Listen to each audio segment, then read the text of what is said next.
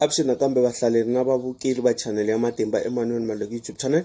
Kombela mi subscribe ku channel leyi kula ku fana na ti channel tin'wana. Na ku vulavula hi mhaka leyi.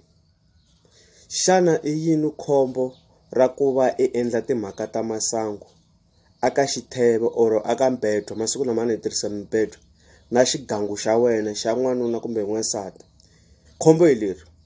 Mi kuma ku loko endla timhaka ta masangu aka mbedo kumbe xitheve na xigangu, like mi kuma ku ni fika ni endla timhaka ta masangu sata nga kona i le kaya, ivi mina ni fika ni wisa xigangu kwala ni tshama kona ka yindlu leyi tshamaka yona ka yona. Ni masito ku van'wana tirhela tindhawini ta le kule, van'wana tirhela tindhawu ta le kusuhani.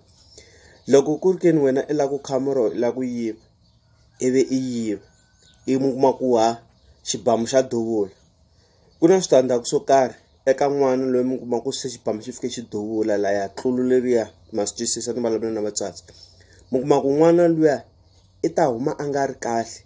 Van'wana mi kuma ku va huma va ri swilema, van'wana a ni ma swi vona vana van'wana mi kuma ku n'wana loyi wa tikomba ku i lo hungukiwa.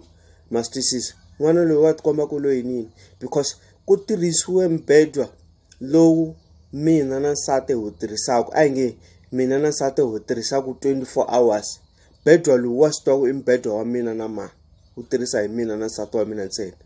Xigangu lexiya xo vhakacha for ku ta ku 2 minutes ivi xi famba, xikombiso.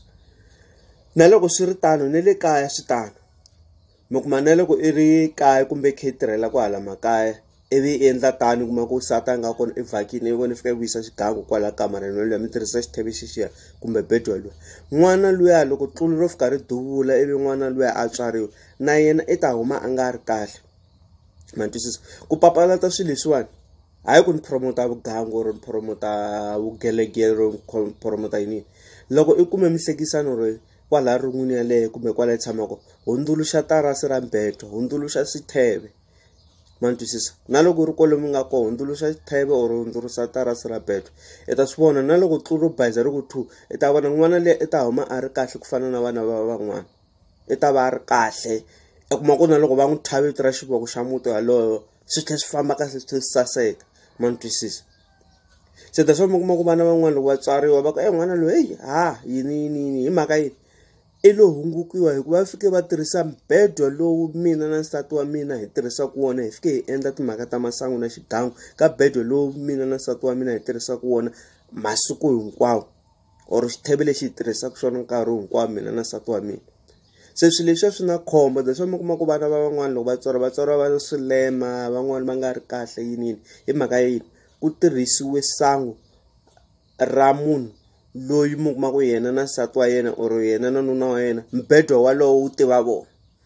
A ni ma swi tiva ku ku na leswi swo va ri TV leyi that's why yi nga tlangi.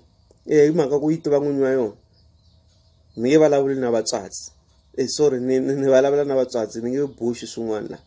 Se ma vona, that's why mi kuma ku van'wani vana va kona va huma va nga ri kahle mhaka ku tirhisiwe sangu ra munhu loyi yena na nsati wa yena va tirhisaka yena, or leri mina na nsati hi tirhisaka ivi ni wisa xigangu or nsati a wisa xigangu ka mbedwa luwa, hikuva mbedwa luwa wu tiva mina na nsati wa mina. Ma twisisa? Se swilo leswiya swi na khombo ngopfu. Vana a va swilema hi ku loyiwa. Loko mo languta vana vo tala lava nga swilema, vo tala va vona i vana lava mi kuma ku hi lo famba hi yiva hina vo papa hi ku ya ku yiveni. Mi kuma ku n'wana luya i va nga kahle kahle. Loko vakokwana va kona va ku i intelete ku hi lo hungukiwa hi mhaka yini i fambe a ya yiva. Mbedwa wa hundzuluxiwa loko i yiva na xigangu xa wena. Ma hundzuluxa bedwa or mi hundzuluxa tarasi leriya or mi cinca sayiti. Ma twisisa?